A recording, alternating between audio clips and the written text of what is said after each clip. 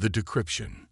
The rain battered against the windows of Outpost Epsilon, a remote deep space listening station nestled in the mountains of Norway. Dr. Maya Harlow sat hunched over her console, the blue glow of the screens reflecting off her dark skin and illuminating the small office. 3 years at this isolated post had yielded nothing but cosmic background radiation and the occasional pulsar signature. Tonight was different.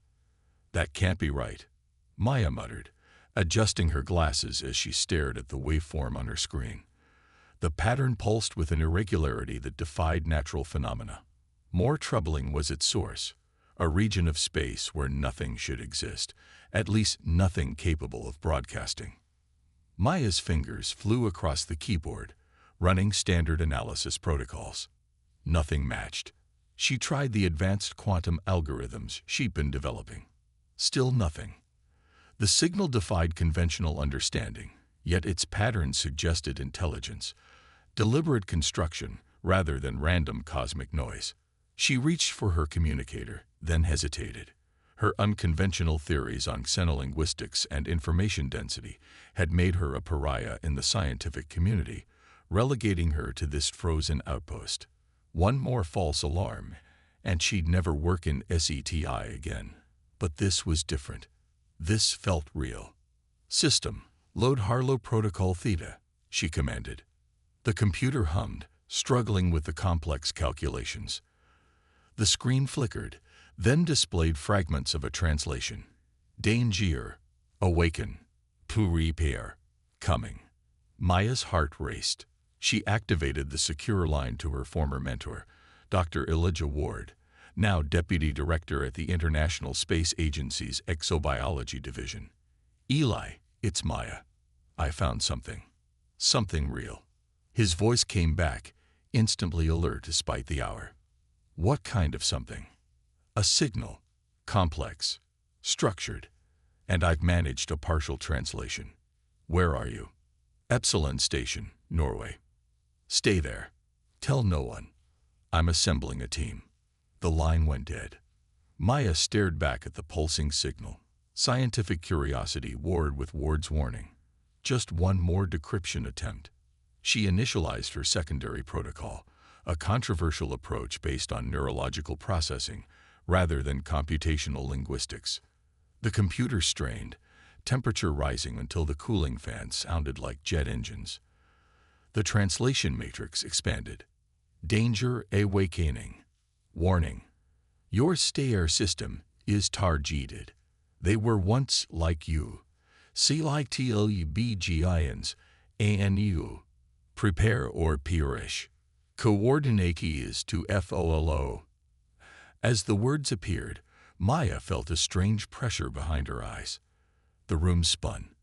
Images flooded her consciousness. Worlds burning.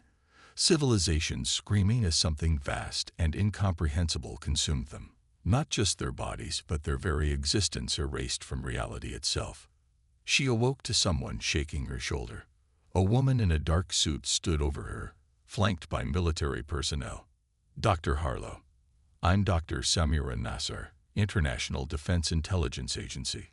We need to move you immediately." "The signal," Maya began, "already contained. Gather only essential personal items. You have 3 minutes."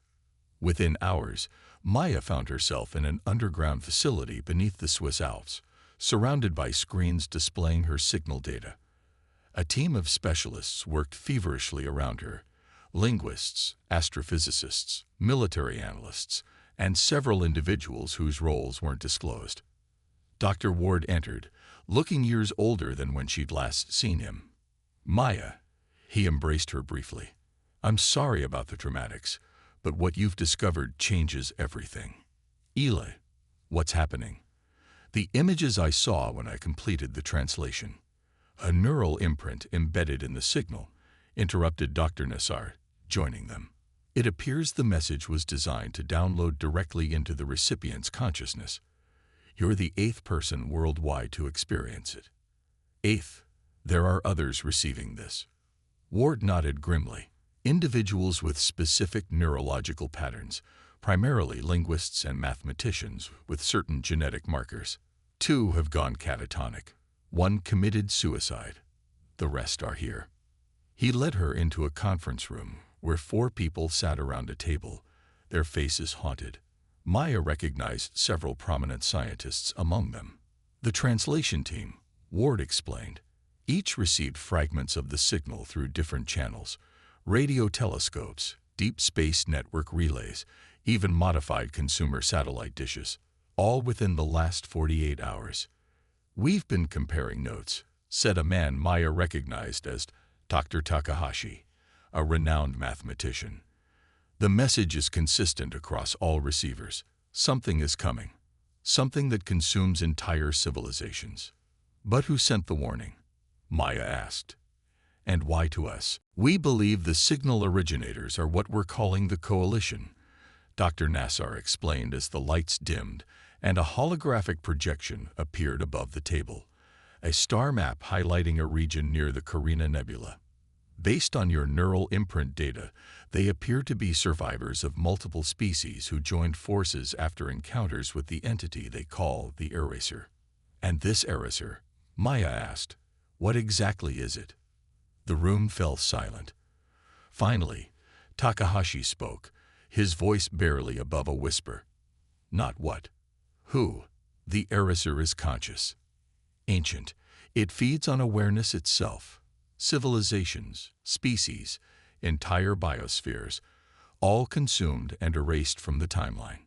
Not just killed. Never existed." Maya felt the blood drain from her face.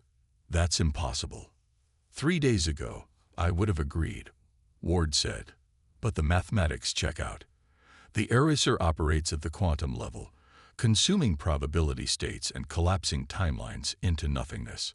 According to our calculations," Nassar added, "it has visited Earth before, multiple times throughout our evolutionary history."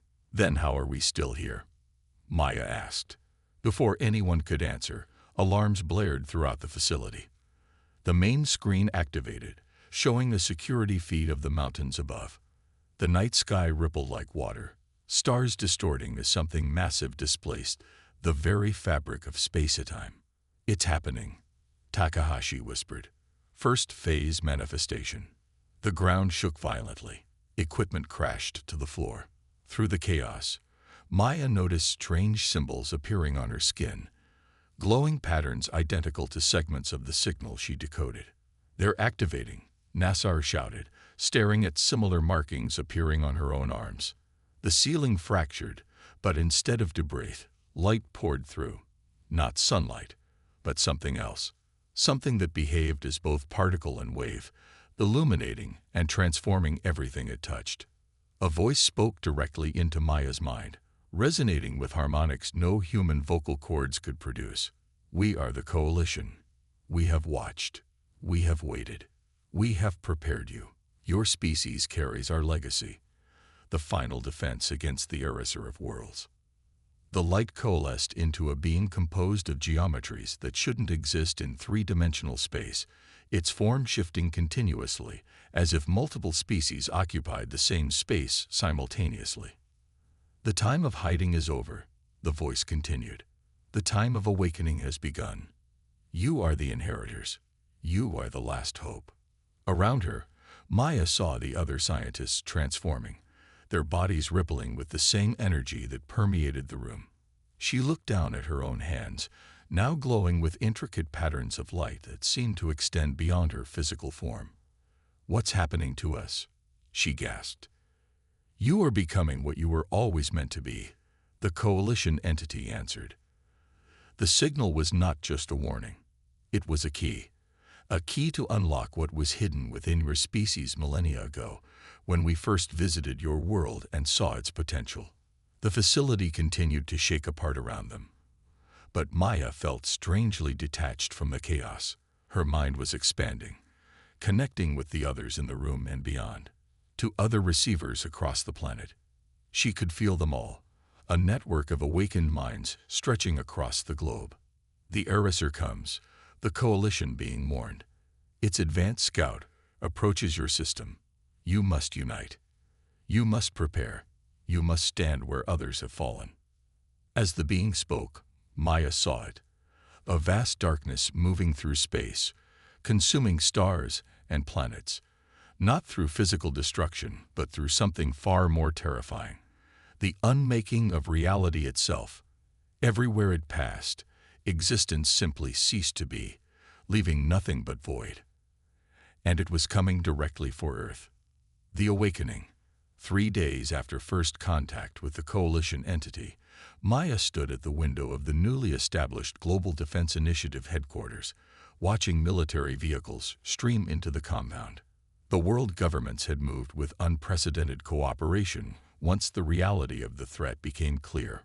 Old rivalries dissolved in the face of extinction.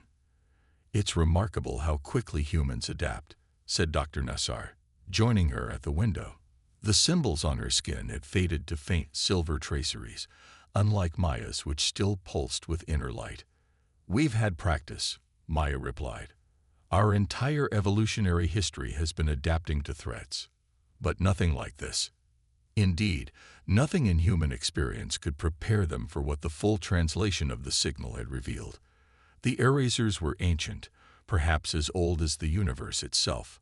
They moved through reality like cosmic filter feeders, consuming probability fields and erasing entire evolutionary pathways from existence. According to the Coalition data, thousands of civilizations had risen and fallen across the galaxy, most without ever encountering each other, because the erasers eliminated them before they could achieve interstellar travel. The Coalition itself was formed from the scattered remnants of 17 different species, each barely escaping extinction. "General Chen has called a briefing," Nassar said, breaking Maya's reverie. "The deep space arrays have detected something entering the solar system." The command center hummed with activity as Maya entered. In the days since their transformation, the 8 signal recipients had become central to Earth's defense planning. Whatever the Coalition had awakened within them had dramatically enhanced their cognitive abilities. Maya could now process complex encryption sequences instinctively, seeing patterns and solutions that would have taken supercomputers months to calculate. "Dr. Harlow," General Chen nodded as she entered. "We've detected an anomaly approaching from the direction of Neptune. It's moving faster than should be physically possible and emitting no radiation signature." The main screen displayed a distortion in space, visible only as an absence where stars should be. Maya felt a chill run down her spine. "The advanced scout. It will reach Earth orbit in approximately 6 hours, Chen continued. "We've mobilized all available military assets, but based on what we know of these erasers." He didn't need to finish. Conventional weapons would be useless against an entity that operated on the quantum level. "There might be another way," Maya said. All eyes turned to her. "The Coalition didn't just warn us. They changed us. They prepared us. There must be a reason." Dr. Takahashi nodded. "I've been analyzing the mathematical constructs embedded in our neural patterns. They form a kind of quantum encryption key." "A key to what?" asked Shen. "To this," said a new voice. Dr. Ward entered, followed by technicians wheeling in a large object covered with a tarp. He pulled it away to reveal what appeared to be a crystalline device, roughly the size of a refrigerator, pulsing with the same internal light as the markings on Maya's skin. "We found it buried beneath the ice in Antarctica," Ward explained. "Carbon dating places it at approximately 75,000 years old, coinciding with a genetic bottleneck in human evolution, when our species was reduced to a few thousand individuals." "The Great Filtering," Maya whispered, remembering the Coalition's warning. "They said Earth had been visited before. This appears to be some kind of quantum transmitter," Ward continued. "Or weapon. We're not sure. But it's constructed from materials not found on Earth, and its internal structure matches the patterns now encoded in your DNA." Maya approached the device cautiously. As she neared, the patterns on her skin brightened in response, and symbols on the crystalline surface began to glow in matching patterns. "It recognizes you," Takahashi observed. Maya placed her hand on the surface. Images flooded her mind, not of destruction this time, but of construction. A vast network of similar devices spread across the galaxy, creating a web of quantum entanglement that somehow contained and redirected the erasers. "It's not a weapon," she said slowly. "It's a trap, a quantum cage. The Coalition didn't just hide this technology on Earth. They hid it in us, in our genetic code, dormant until needed." "Why us?" Nassar asked. Of all the species they encountered, why choose humans? Before Maya could answer, alarms blared. The tactical display showed the anomaly accelerating, its trajectory altered directly toward Earth. "It's detected the device," Chen said grimly. "All defenses to full alert." The next few hours passed in a blur of activity. The crystalline device was transported to a secure facility in the desert. Maya and the other signal recipients worked feverishly to understand its operation, guided by the fragmented knowledge now embedded in their consciousness. "The Coalition chose humans because of our adaptability," Maya explained as they worked. "Most species evolved toward specialization. Humans went the opposite direction. We generalize, we improvise, we survive through flexibility rather than perfection. And apparently we have unusually malleable quantum neural structures," added Takahashi. "The perfect vessels for their technology." As they studied the device, Maya began to understand the true nature of the erasers. They weren't malevolent in the human sense. They were more like cosmic antibodies, reacting to what they perceived as anomalies in the universe's proper order. Intelligence itself was the anomaly they sought to correct. "They're conservationists in their own way," she realized. "They believe conscious life disrupts some fundamental harmony in the cosmos." The Coalition's plan became clear as well. They couldn't defeat the erasers directly. No one could.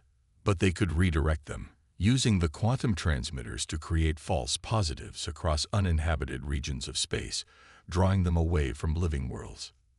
"It's a cosmic shell game," Ward observed. "And now we're the players." 6 hours after detection, the Eraser Scout entered Earth's atmosphere. Conventional weapons fired from all around the globe passed harmlessly through it. Nuclear missiles detonated with no effect. The entity descended toward the desert facility, a rippling distortion in reality that caused anyone who looked directly at it to experience temporal disorientation. "It's now or never," Maya said as the team made final adjustments to the ancient device. "Everyone clear the chamber except for the 8 of us." As the facility emptied, the 8 signal recipients positioned themselves around the crystalline structure, which now hummed with energy that made the air itself shimmer. "The Coalition programmed us with this knowledge," Maya told them. "Trust what you know." Together, they placed their hands on the device. The markings on their skin flared with blinding intensity. Maya felt her consciousness expand, merging with the others, and with something vast and ancient that had been waiting, dormant within the device. Above them, the roof of the facility disintegrated as the eraser descended. Not a physical form, but a hole in reality itself, a moving absence that consumed everything it touched. Maya could feel its awareness, ancient and cold, as it sensed the activation of the Coalition technology. The crystalline device responded, projecting a field of quantum entanglement that enveloped the Eraser Scout. The entity struggled, trying to collapse the probabilities that maintained the field, but the 8 humans channeled their newly awakened abilities through the ancient technology, stabilizing the quantum matrix. "It's working," Takahashi shouted above the otherworldly hum that filled the chamber. For a moment, the Eraser Scout became visible, not as a physical form, but as a complex geometry of anti-existence, a living negation of reality itself. It pulsed with efforts to free itself, each pulse threatening to tear apart the quantum field. Maya felt her consciousness expand further, connecting not just with her teammates, but with something beyond. The Coalition itself, watching, waiting from across the gulf of space. Knowledge flowed into her mind, not as words but as pure understanding. "They left this for us," Maya said, her voice resonating with newfound understanding. "The Coalition knew this day would come. They've been preparing humanity for millennia." The Eraser Scout pulsed again, more violently. The quantum containment field flickered dangerously. Maya could feel the entity's ancient awareness turning toward them, not with malice, but with cold, implacable purpose. "It's too strong for just the device." Takahashi grimaced, blood trickling from his nose as he struggled to maintain the connection. "We need more power." Maya closed her eyes, reaching deeper into the knowledge the coalition had embedded within her. There was something more, a final protocol they hadn't yet accessed. She found it buried in the quantum architecture of her transformed consciousness, a way to link not just the 8 of them, but to extend the network to all of humanity. "Everyone," she called out, "we need to broadcast. The patterns in our minds, they can be shared." Understanding flowed between them without words. Together, they redirected the quantum field, using the ancient device as an amplifier. The patterns on their skin flared outward, connecting with communications networks, power grids, satellite systems, any technology that could carry the signal. Across the planet, humans paused as their devices flickered with strange symbols. Some clutched their heads as fragmentary images and knowledge flooded their consciousness. Not the full transformation the 8 had undergone, but enough. A quantum entanglement linking billions of minds into a momentary collective. The Eraser Scout sensed the change immediately. Its struggles intensified as it encountered not just 8 transformed humans, but the united quantum potential of an entire species. The containment field stabilized, strengthened by billions of minds that didn't understand what they were doing but were contributing nonetheless. "Now," Maya shouted, channeling everything into the final sequence. The crystalline device pulsed once, blindingly bright, and the Eraser Scout was gone. Not destroyed, but redirected, shunted through a quantum gateway to a distant, uninhabited region of space where similar devices waited to contain it. Maya collapsed to her knees, exhausted. Around her, the other 7 were similarly spent, but they had succeeded. Humanity had faced its first encounter with the Eraser and survived. Did we win?" Ward asked, his voice weak. "Not one," Maya replied, the coalition's knowledge still flowing through her. "This was just the beginning. A scout. The main force will come when it realizes its advance party didn't return." "How long do we have?" Nassar managed to ask. "Months, maybe a year." Maya looked at the ancient device, now dormant but still humming with potential. "We need to find the others." "Others?" Chen had returned, helping the weakened team to their feet. "More devices," Maya explained, "hidden across Earth, and we need to build new ones. The Coalition left us the knowledge, not just how to use their technology, but how to improve upon it. That's why they chose humans, not just for our adaptability, but for our creativity." In the days that followed, humanity began to change. The brief connection during the battle had left its mark. Subtle alterations in perception, flashes of insight, dreams of distant worlds. Most importantly, it had united Earth's nations with a common purpose as never before. Expeditions were launched to locations Maya and the others identify from their implanted knowledge. The Gobi Desert, the Amazon Basin, beneath the ice of Greenland, the depths of the Mariana Trench. Each site yielded another coalition device, dormant for tens of thousands of years, waiting for humanity to reach the necessary technological threshold. Research teams worldwide began studying the alien technology, combining it with human innovation. What the coalition had created over millennia, humans began to improve upon in months. Quantum engineers developed new applications for the entanglement fields. Physicists unlocked methods of manipulating probabilistic states that had been theoretically impossible. 6 months after the first encounter, a fleet of specialized satellites was launched, each carrying a miniaturized version of the coalition technology. A quantum detection grid encircled the Earth, capable of providing early warning of approaching erasers. The warning came sooner than expected. "Multiple anomalies detected," announced the technician at Global Defense Initiative headquarters, approaching from beyond Pluto's orbit.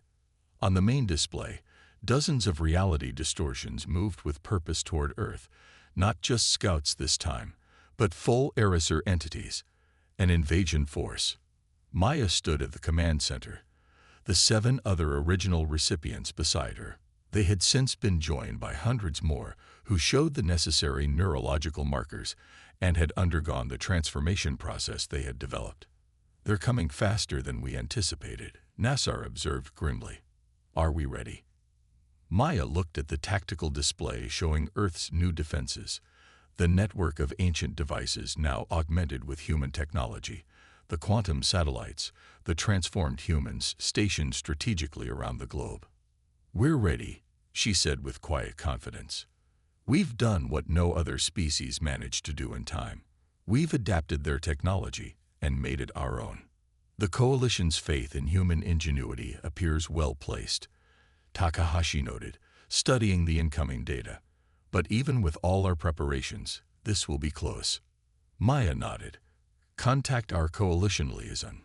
Tell them we're activating the Phoenix Protocol." The Phoenix Protocol was uniquely human, a defensive strategy that combined Coalition quantum technology with humanity's distinctive approach to problem-solving. Rather than simply redirecting the erasers as the Coalition had done for eons, humanity would attempt something new, changing the quantum signature of Earth itself to make it appear uninhabitable to the cosmic predators. As the eraser fleet approached Earth orbit, humanity stood united as never before. The quantum network connected billions of minds in common purpose, not merging them but amplifying their collective will. From command centers around the globe, the transformed humans directed the defense, channeling the combined consciousness of Earth through the ancient devices. The first eraser entity to reach Earth encountered something it had never experienced in its ancient existence, a world that fought back not just with technology, but with the united quantum potential of an entire species. The entity recoiled, its attempts to begin erasing Earth's reality meeting a resistance that shouldn't have been possible from such a young civilization. More erasers arrived, surrounding the planet. They coordinated their efforts, focusing their reality-collapsing abilities on key nodes in humanity's defense network. "They're adapting," Chen warned as sectors of the quantum grid began to fail. "So are we," Maya replied, her eyes glowing with the same light as the symbols on her skin. Across the planet, humans united in ways that transcended technology. The quantum connection revealed a potential the Coalition had sensed but never fully understood. Humanity's unique ability to find strength in diversity, to innovate under pressure, to thrive on the edge of destruction. As the battle raged across multiple dimensions of reality, something unprecedented occurred. The Phoenix Protocol didn't just shield Earth, it reached out, extending tendrils of quantum entanglement toward the erasers themselves. Not to destroy them, but to communicate.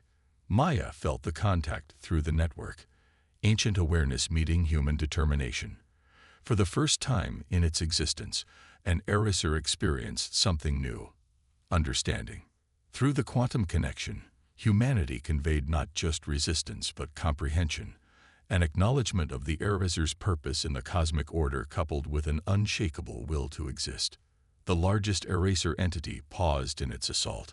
Its awareness probed the quantum network, examining this new phenomenon with what could only be described as curiosity. It had encountered resistance before, but never comprehension, never negotiation. Through the network, Maya had extended humanity's proposal: coexistence, a new balance in the cosmic order where intelligence was not an anomaly to be erased, but a natural evolution of the universe's complexity. She showed the entity that consciousness itself was not a disruption, but an emergent property of reality, as fundamental as the forces the erasers sought to preserve. For agonizing moments, the fate of humanity hung in the balance as the ancient entity considered. Then, gradually, the assault diminished. The reality distortions began to withdraw, not in defeat, but in what Maya sensed was a form of respect, or at least acceptance.